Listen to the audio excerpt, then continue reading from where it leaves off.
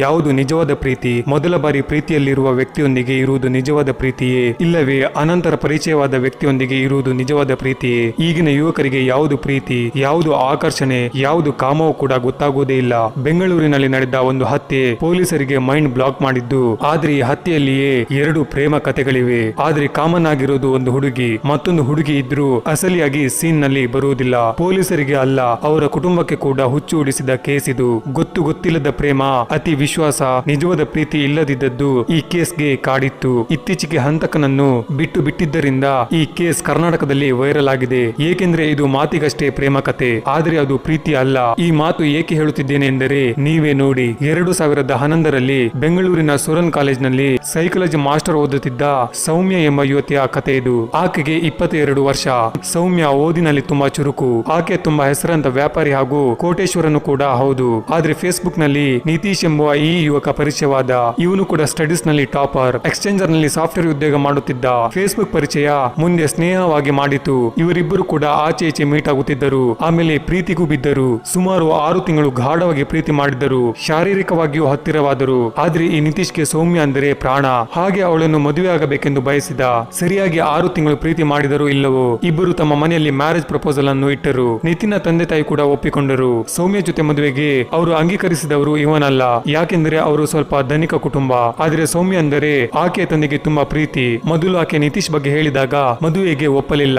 9 to 5 job ಮಾಡುವ ವ್ಯಕ್ತಿ ಅಲ್ಲದೆ ಕೋಟಿ ಇರುವ ವ್ಯಾಪಾರಿಗೆ ಕೊಟ್ಟು ಮದುವೆ ಮಾಡಬೇಕೆಂದು ಅವರ ಆಸೆ. ಆದ್ರೆ ನಾನು ನಿತೀಶ್ ನ ಬಿಟ್ಟು ಯಾರನ್ನೂ ಮದುವೆ ಆಗಲ್ಲ ಎಂದು ಹೇಳಿದಳು. ಇನ್ನು ಮಗಳು ಅಳುತ್ತಿರುವುದನ್ನು ನೋಡಿ ಪ್ರಕಾಶ್ ಮದುವೆಗೆ ಒಪ್ಪಿಕೊಂಡನು. ಅಷ್ಟೇ ಅಲ್ಲ, ನಾನೇ ಆ ಯುವಕನಿಗೆ ವ್ಯಾಪಾರದಲ್ಲಿ ಭಾಗ ಕೊಡುವುದಾಗಿ ಹೇಳಿದನು. ಅದು ಅಲ್ಲದೆ ಒಳ್ಳೆ ಕಾಲೇಜ್ ನಲ್ಲಿ ಓದಿದ್ದ ಹುಡುಗನಾಗಿದ್ದರಿಂದ ಮದುವೆಗೆ ಒಪ್ಪಿದರು. ನಿತೀಶ್ ಹಾಗೂ ಸೌಮ್ಯ ತಂದೆ ತಾಯಿಗಳಿಬ್ಬರು ಮದುವೆಗೆ ಒಪ್ಪಿದ್ದರಿಂದ ಇಬ್ಬರು ತುಂಬಾ ಖುಷಿಯಾಗಿದ್ದರು. ಹತ್ತಿರದ ಬಂಧುಗಳ ಸಮಕ್ಷದಲ್ಲಿ ಗ್ರ್ಯಾಂಡ್ ಆಗಿ ಎಂಗೇಜ್ಮೆಂಟ್ ಕೂಡ ಮಾಡಿಕೊಂಡರು. ಆದ್ರೆ ಎಂಗೇಜ್ಮೆಂಟ್ ಆದ ಕೆಲವು ದಿನಗಳಿಗೆ ನಿತೀಶ್ ಬೇರೆ ಯುವತಿಯೊಂದಿಗೆ ತಿರುಗುವುದನ್ನು ಸೌಮ್ಯ ಗಮನಿಸಿದಳು. ಸೌಮ್ಯ ಅಷ್ಟೇ ಅಲ್ಲ, ಅವನ ಮೊಬೈಲ್ ಚಾಟಿಂಗ್ ಗಳನ್ನು ನೋಡಿದಳು. ನನ್ನನ್ನು ಪ್ರೀತಿಸಿ ಮದುವೆ ಮಾಡಿಕೊಳ್ಳುತ್ತಿದ್ದರು ಮತ್ತೊಂದು ಯುವತಿಯೊಂದಿಗೆ ಎಂಜಾಯ್ ಮಾಡುತ್ತೀಯೇ ಎಂದು ಕೇಳಿದರೆ ನಿತೀಶ್ ಮಾತ್ರ ಏನು ಇಲ್ಲ, ಜಸ್ಟ್ ಕ್ಲೋಸ್ ಫ್ರೆಂಡ್ ಮಾತ್ರ ಎಂದು ಹೇಳಿದನು. ಕ್ಲೋಸ್ ಫ್ರೆಂಡ್ ಆದರೆ ಬೈಕ್ ನಲ್ಲಿ ತಬ್ಬಿ ಹಿಡಿದುಕೊಳ್ಳುವಳೆ ಎಂದು ಕೇಳಿದಳು. ಚಿಕ್ಕನಿಂದ ತುಂಬಾ ಕ್ಲೋಸ್, ಅಷ್ಟಕ್ಕಿಂತ ಜಾಸ್ತಿ ಊಹಿಸಬೇಡ ಎಂದು ಹೇಳಿದನು ನಿತೀಶ್. ಆದ್ರೆ ತನ್ನ ಕಣ್ಣಾರೆ ನೋಡಿದ ಸೌಮ್ಯ ನಿತೀಶ್ ನ ನಂಬಲಿಲ್ಲ. ಎರಡು ಕುಟುಂಬಗಳ ನಡುವೆ ಮದುವೆ ಏರ್ಪಾಟಿನಲ್ಲಿದ್ದಾರೆ. ಇವರಿಬ್ಬರು ಜಗಳ ಮಾಡುತ್ತಿದ್ದರು. ಆದ್ರೆ ದಿನ ಸಂಜೆ ಇಬ್ಬರು ಮೀಟ್ ಆಗುತ್ತಿದ್ದರು. ವೀಕೆಂಡ್ಸ್ ನಲ್ಲಿ ಡಿನ್ನರ್ ಪಾರ್ಟಿಗಳನ್ನು ಮಾಡುತ್ತಿದ್ದರು. ಇಷ್ಟರಲ್ಲಿ ಸೌಮ್ಯಗೆ ಫೇಸ್ಬುಕ್ ನಲ್ಲಿ 24 ವರ್ಷದ ಪರಸನಾಥ್ ಎಂಬ ವ್ಯಕ್ತಿಯ ಪರಿಚಯವಾದ.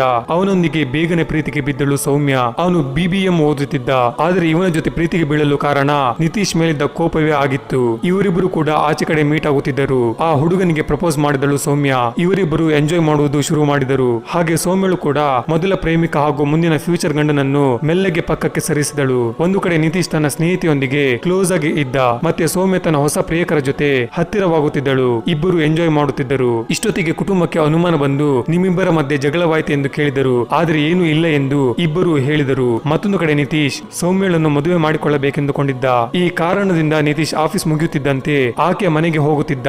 ಆದ್ರೆ ಸೌಮ್ಯ ಮಾತ್ರ ಹೊಸ ಪ್ರಿಯಕನ ಜೊತೆ ಎಂಜಾಯ್ ಮಾಡುತ್ತಿದ್ದಳು. ಹಂಗೆ 1 ವರ್ಷ ಮುಗಿದ ಬಂತು. ಇನ್ನು ತನ್ನ ಗಂಡ ಹೊಸ ಪ್ರಿಯಕರನಾದ ಪರಶುನಾಥನೇ ಎಂದು ಭಾವಿಸಿದ್ದಳು. ಇನ್ನು ನನ್ನ ತಂದೆಗೆ ಈ ಮಾತನ್ನು ಹೇಳಿದರೆ ಅವರು ಒಪ್ಪಿಕೊಳ್ಳುತ್ತಾರೆಂದು ಭಾವಿಸಿದಳು. ಆದ್ರೆ ಇಲ್ಲಿ ಅಡ್ಡಿಯಾಗಿರುವುದು ನಿತೀಶ್. ಅವನನ್ನು ತಪ್ಪಿಸುವುದು ಹೇಗೆ ಎಂದು ಯೋಚಿಸಿದಳು. ಪ್ರೀತಿ ಬೇಡ ಎಂದರೆ ಚೆನ್ನಾಗಿರಲ್ಲವೆಂದು ತಂದೆ ಫೀಲ್ ಆಗುತ್ತಾರೆಂದುಕೊಂಡಳು. ಹೀಗೆ ಮಾಡಿದರೆ ಇದರಿಂದ ಸೌಮ್ಯಳ ತಂದೆಯ ಜೀವನ ಬಜಾರಿಗೆ ಬೀಳುತ್ತದೆ ಎಂದು ತಾನೇ ಕಠೋರ ನಿರ್ಣಯ ತೆಗೆದುಕೊಂಡಳು. ನಿತೀಶ್ ನ ಕೂಲಾಗಿ ಸಾಯಿಸಿದರೆ ತನಗೆ ಅಡ್ಡಿ ಯಾರು ಇರುವುದಿಲ್ಲ ಎಂದು ತನ್ನ ಹೊಸ ಪ್ರಿಯಕರನ ಜೊತೆ ಚೆನ್ನಾಗಿ ಎಂಜಾಯ್ ಮಾಡಬಹುದು ಎಂದು ಭಾವಿಸಿದಳು. ಅಷ್ಟೇ ಅಲ್ಲ, ಮೊದಲು ಪ್ರೀತಿಸಿದ ನಿತೀಶ್ ನ ಮೇಲೆ ಸಾಯಿಸುವಷ್ಟು ಕೋಪ ಹೆಚ್ಚಿಸಿಕೊಂಡಳು. ಹಾಗೆ ಹೊಸ ಪ್ರಿಯಕರನ ಜೊತೆ ಎಂಜಾಯ್ ನಲ್ಲಿ ಮುಳುಗಿ ಹೋದಳು. ಅದೇ ನಿಜವಾದ ಪ್ರೀತಿ ಎಂದು ಭಾವಿಸಿದ್ದಳು. ಆದರೆ ಸೌಮ್ಯ ಈ ರೀತಿಯಾಗಿ ಯೋಚನೆ ಮಾಡಿದಳು. ಬ್ರೇಕಪ್ ಇಂದ ಇದನ್ನು ಎಂಡ್ ಮಾಡಲಾಗುವುದಿಲ್ಲ. ನಿತೀಶ್ ನನ್ನು ಬಿಡಿಸಿಕೊಳ್ಳುವುದು ಅಸಾಧ್ಯ. ದೊಡ್ಡವರು ಬಲವಂತವಾಗಿ ಮದುವೆ ಮಾಡುತ್ತಾರೆ ಎಂದು ಯೋಚಿಸಿದಳು. ಅದು 2022 ಅಕ್ಟೋಬರ್ 2012 ಸಾಯಂಕಾಲ ಅರಸಿಕೊಂಟೆ ಎಂಬ ಜಾಗಕ್ಕೆ ತನ್ನ ಪ್ರಥಮ ಪ್ರಿಯಕರನನ್ನು ಬರಲಿಕ್ಕೆ ಹೇಳಿದಳು. ತನ್ನ ಗೆಳತಿ ಕೇಳಿದಳೆಂದು ಮೊದಲ ಪ್ರೇಮಿಕ ಬೈಕ್ ತೆಗೆದುಕೊಂಡು ವೇಗವಾಗಿ ಬಂದನು. ಸಿಟಿ ಹೌಸ್ ಕಟ್ ನಲ್ಲಿ ಒಳ್ಳೆ ಹೋಟೆಲ್ ನಲ್ಲಿ ಡಿನ್ನರ್ ಮಾಡೋಣ ಎಂದು ಹೇಳಿದಳು. ಸರಿ ಅಂತ ಹೋದರು. ಮಧ್ಯದಲ್ಲಿ ಒಂದು ನಿರ್ಜನ ಪ್ರದೇಶದಲ್ಲಿ ಕೂಲ್ ಡ್ರಿಂಕ್ ಶಾಪ್ ಮುಂದೆ ಬೈಕ್ ನಿಲ್ಲಿಸಲು ಹೇಳಿದಳು. ನಿತೀಶ್ ಬೈಕ್ ನಿಲ್ಲಿಸಿದ. ಬೈಕ್ ಇಳಿದ ಸೌಮ್ಯ 2 ಕೂಲ್ ಡ್ರಿಂಕ್ಸ್ ಬಾಟಲ್ ತೆಗೆದುಕೊಂಡಳು. ಆಮೇಲೆ ಬೈಕ್ ಹಿಂದೆ ಕುಳಿತಳು. ಅಂದ್ರೆ ಮುಂದೆ ಪ್ಲಾನ್ ಮಾಡಿ ಆಲ್ಕೋಹಾಲ್ ಅಂದ್ರೆ ವೋಡ್ಕಾ ಕೂಡ ಹತ್ತಿರ ಇಟ್ಟುಕೊಂಡಿದ್ದಳು. ಬೈಕ್ ಚಲಾಯಿಸುತ್ತಿದ್ದ ನಿತೀಶ್ ಮಾತಿನಲ್ಲಿ ಬ್ಯುಸಿಯಾಗಿದ್ದ. ಹಿಂದೆ ಕುಳಿತಿದ್ದ ಸೌಮ್ಯ ಅಷ್ಟೊತ್ತಿಗೆ ತನ್ನಲ್ಲಿದ್ದ ವಿಷವನ್ನು ಅದರಲ್ಲಿ ಮಿಕ್ಸ್ ಮಾಡಿದಳು. ಹಾಗೆ ಅದರಲ್ಲಿ ಆಲ್ಕೋಹಾಲ್ ಕೂಲ್ ಡ್ರಿಂಕ್ಸ್ ಕೂಡ ಮಿಕ್ಸ್ ಮಾಡಿದಳು. ಕತ್ತಲಲ್ಲಿ ಒಂದು ಕಡೆ ನಿಲ್ಲಿಸಿ ಕೂಲ್ ಡ್ರಿಂಕ್ ಕುಡಿಯೋಣ ಎಂದಳು. ಆದ್ರೆ ಅವರ ಹಿಂದೆ ಹೆಲ್ಮೆಟ್ ಧರಿಸಿ ಫಾಲೋ ಮಾಡುತ್ತಿದ್ದ ಸೆಕೆಂಡ್ ಲವರ್. ಹಾಗೆ ರೋಡ್ ಪಕ್ಕದಲ್ಲಿ ನಿತೀಶ್ ಅದನ್ನು ಕುಡಿದನು. ವಿಷ ಇರುವ ಡ್ರಿಂಕ್ ಕುಡಿದ ನಿತೀಶ್ ಕಣ್ಣುಗಳು ತಿರುಗುತ್ತಿದೆ ಎಂದು ಕೆಳಗೆ ಕುಳಿತುಕೊಂಡ. ಆನಂತರ ಎರಡನೇ ಪ್ರಿಯಕರ ಪರಶುನಾಥ್ ಬಂದು ಸೌಮ್ಯ ಕತ್ತಿನಲ್ಲಿರುವ ಸ್ಕ್ರಾಪ್ ತೆಗೆದು ನಿತೀಶ್ ಕುತ್ತಿಗೆ ಸುತ್ತಿ ದಾರುಣವಾಗಿ ಸಾಯಿಸಿದ. ಹಾಗೆ ಪ್ರಾಣ ಹೋಗಿದೆಂದು ಸೌಮ್ಯಗೆ ಹೇಳಿದನು. ಇನ್ನು ನಿತೀಶ್ ಸತ್ತಿದ್ದಾನೆ ಇಲ್ಲವ ಎಂದು ಪಕ್ಕದಲ್ಲಿದ್ದ ಕಲ್ಲಿನಿಂದ ನಿತೀಶ್ನ ತಲೆಗೆ ಹೊಡೆದಳು ಸೌಮ್ಯ. ಆನಂತರ ಎರಡನೇ ಪ್ರಿಯಕನ ಜೊತೆ ಬೈಕ್ ಹತ್ತಿ ಪರಾರಿಯಾದಳು. ಸರಿಯಾಗಿ ಬೆಳಗ್ಗೆ 7 ಗಂಟೆಗೆ ಪೊಲೀಸರಿಂದ ಸೌಮ್ಯಗೆ ಕಾಲ್ ಬಂತು. ನಿಮ್ಮಿಂದ ಕೊನೆಯ ಕಾಲ್ ಬಂದಿದೆ. ಆ ಯುವಕನ ಹೆಸರು ನಿತೀಶ್. ಆತ ಸತ್ತು ಹೋಗಿದ್ದಾನೆ. ಮೃತದೇಹ ಆಸ್ಪತ್ರೆಯಲ್ಲಿದೆ. ಆತನಿಗೆ ನೀವು ಏನಾಗುವಿರಿ ಎಂದು ಕೇಳಿದರು. ಆತ ನನ್ನ ಲವರ್. ನಾವಿಬ್ಬರು ಮದುವೆ ಮಾಡಿಕೊಳ್ಳಬೇಕೆಂದಿದ್ವಿ ಎಂದು ಹೇಳಿದಳು. ಹಾಗೆ ಪೊಲೀಸರು ಒಂದು ಸಲ ಬರಬೇಕೆಂದು ಕೇಳಿದರು. ಕುಟುಂಬಸ್ಥರನ್ನು ಕರೆದರು ಪೊಲೀಸರು. ಆದ್ರೆ ಕೊನೆಯ ಕಾಲ್ ಸೌಮ್ಯದಿಂದ ಇದ್ದಿದ್ದರಿಂದ ಪೊಲೀಸರಿಗೆ ಆಕೆ ಮೇಲೆ ಅನುಮಾನ. ಆದ್ರೆ ಹೆಸರಂತ ವ್ಯಾಪಾರಿಯ ಮಗಳು, ಅವರೇ ಕೊಲೆ ಮಾಡಿರಬಹುದೆಂದು ಅನುಮಾನ ಪಟ್ಟರು. ಇನ್ನು ದಾರಿಯಲ್ಲಿ ಸಿಸಿಟಿವಿ ಫುಟೇಜ್ ಅನ್ನು ಗಮನಿಸಿದರೆ ಅದರಲ್ಲಿ ನಿತೀಶ್ ಜೊತೆ ಇನ್ನು ಅವರನ್ನು ಅನುಸರಿಸುತ್ತಿದ್ದಾನೆ ಮತ್ತೊಬ್ಬ ಯುವಕ. ಅವನು ಕೂಡ ಸಿಸಿಟಿವಿ ಕವರೇಜ್ ನಲ್ಲಿ ಸಿಕ್ಕಿದ. ಸೌಮ್ಯಳ ಫೋನ್ ಅನ್ನು ಸ್ವಾಧೀನ ಮಾಡಿಕೊಂಡರು ಪೊಲೀಸರು. ಪಕ್ಕ ಪ್ಲಾನ್ ಮಾಡಿ ನಿತೀಶ್ಗೆ ಸಾಯಿಸಿದರು. ಆದರೆ ಎಲ್ಲ ಫೋನ್ ನಿಂದಲೇ ಮಾಡಿದ್ದಳು. ನಿತೀಶನ್ನು ಹೇಗೆ ಸಾಯಿಸಬೇಕು ಎಂಬುದನ್ನು ಚಾಟ್ ಮೂಲಕ ಹೊಸ ಪ್ರಿಯಕನಿಗೆ ಹೇಳಿದ್ದಳು. ಇದನ್ನು ನೋಡಿ ಸೌಮ್ಯಗೆ ಪ್ರಶ್ನಿಸಿದರು ಪೊಲೀಸರು. ಆದರೆ ಸೌಮ್ಯ ಒಪ್ಪಿಕೊಳ್ಳಲಿಲ್ಲ. ಬುದ್ಧಿಯಿಂದ ತುಂಬಾ ಬುದ್ಧಿವಂತಿಕೆಯಿಂದ ಪೊಲೀಸರಿಗೆ ಉತ್ತರ ಕೊಟ್ಟಳು. ಆದರೆ ಆಕೆ ಪ್ರಿಯ ಪರಶುನಾಥ್ ಮಾತ್ರ ಪೊಲೀಸರನ್ನು ನೋಡಿ ಹೆದರಿದ್ದನು. ಪ್ರಶ್ನಿಸುವ ಮೊದಲೇ ತಾನೇ ಕೊಂದಿದ್ದೇನೆ ಎಂದು, ಆಮೇಲೆ ಸೌಮ್ಯ ಕಲ್ಲಿನಿಂದ ಹೊಡೆದಳು ಎಂದು ಒಪ್ಪಿಕೊಂಡನು. ಏಕೆ ಸಾಯಿಸಿದರೆ ಎಂದು ಕೇಳಿದರೆ ಆ ಫುಲ್ ಸ್ಟೋರಿ ಹೇಳಿದನು. ಆನಂತರ ಸೌಮ್ಯ ಕೂಡ ಒಪ್ಪಿಕೊಂಡಳು. ಇಬ್ಬರನ್ನು ಪೊಲೀಸರು ಜೈಲಿಗೆ ಕಳುಹಿಸಿದರು. ಆದ್ರೆ ಮೊದಲು ಜೈಲಿಗೆ ಹೋಗಿದ್ದರಿಂದ ಆಕೆ ತಂದೆ ತುಂಬಾ ನೋವಿಗೀಡಾದ. ಸಂತೋಷವಾಗಿ ಮದುವೆ ಮಾಡಿಕೊಳ್ಳುತ್ತಾಳೆ ಎಂದುಕೊಂಡ ಮಗಳು ಹಂತಕಿಯಾಗಿ ಜೈಲಿಗೆ ಹೋದಳೆಂದು ಕೊರಗುತ್ತಿದ್ದ. ಮಗಳ ಮುಂದೆ ತಲೆ ತಗ್ಗಿಸಿಯೇ ನಿಂತನು ತಂದೆ ಪ್ರಕಾಶ್. ಮಗಳೊಂದಿಗೆ ಮಾತನಾಡಲಿಲ್ಲ.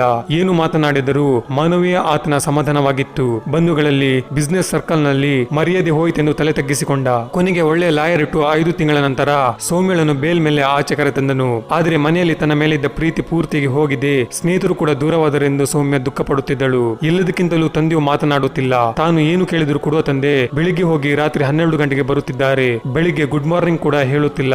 ಏನು ಹೇಳಬೇಕಾದರೂ ತಾಯಿಯ ಮೂಲಕ ಹೇಳಿಸುತ್ತಿದ್ದಾರೆ. ಹಿಂದಿನ ವಿಷಯ ಮರೆತು ಆರಾಮಾಗಿ ಬುಕ್ಸ್ ಓದಿಕೊಳ್ಳುವಂತೆ ಪರೋಕ್ಷವಾಗಿ ತಾಯಿಯ ಮೂಲಕ ಹೇಳಿಸುತ್ತಿದ್ದಾರೆ. ಆದರೆ ತಂದೆ ಮುಂದೆ ಜೋಶಿಯಾದನೆಂದು ಆಕೆ ಮನ ಹಿಂಡಿತು. ಇನ್ನು ನನ್ನ ಜೊತೆ ಯಾರು ಮಾತನಾಡುತ್ತಿಲ್ಲವೆಂದು ತಂದೆಯ ಮರ್ಯಾದೆ ತೆಗೆದೇನೆಂದು ಅಳುತ್ತಾ ಸೌಮ್ಯ ತನ್ನ ರೂಮ್ ನಲ್ಲಿ ನೇಣು ಹಾಕಿಕೊಂಡಳು.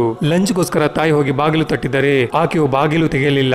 ಇದರಿಂದ ಕೆಲಸದವರನ್ನು ಕರೆಸಿ ಬಾಗಿಲು ಹೊಡೆದು ನೋಡಿದರೆ ನೇತನಾಡುತ್ತಿದ್ದಳು ಸೌಮ್ಯ. ಹೀಗೆ ಆಕೆ ಜೀವನ ಮುಗಿಯಿತು. ಆದರೆ ಈ ಕೇಸ್ನಲ್ಲಿ ಕಠಿಣ ಶಿಕ್ಷೆ ಆಗಬೇಕೆಂದು ಪೊಲೀಸರು ತೀವ್ರವಾಗಿ ಪ್ರಯತ್ನಿಸುತ್ತಿದ್ದರು. ಆದರೆ ಸುದೀರ್ಘ ವಿಚಾರಣೆ ನಂತರ ನಿರ್ದೋಷಿಯಾಗಿ ಬಿಡುಗಡೆ ಮಾಡಿತು. ಏಕೆಂದರೆ ಸಾಕ್ಷಿ ಇಲ್ಲ, ಹತ್ಯೆ ಮಾಡಿದನೆಂದು ತೋರಿಸುವ ಯಾವುದೇ ಆಧಾರ ಇಲ್ಲವೆಂದು ಈ ಕೋರ್ಟ್ ಹೇಳಿತು. ಈ ಕೇಸ್ ಸೌಮ್ಯನ ಎರಡನೇ ಪ್ರಿಯಕರನನ್ನು ಒಂದು ಶಿಕ್ಷೆಯಿಂದ ತಪ್ಪಿಸಿತು. ಒಂದು ವೇಳೆ ಸೌಮ್ಯ ಬದುಕಿದ್ದರೆ ಪರಶುನಾಥ್ಗೆ ಶಿಕ್ಷೆ ಅಥವಾ ಜೀವಾವಧಿ ಶಿಕ್ಷೆ ಆಗುತ್ತಿತ್ತೆಂದು ಪೊಲೀಸರು ಹೇಳುತ್ತಾರೆ.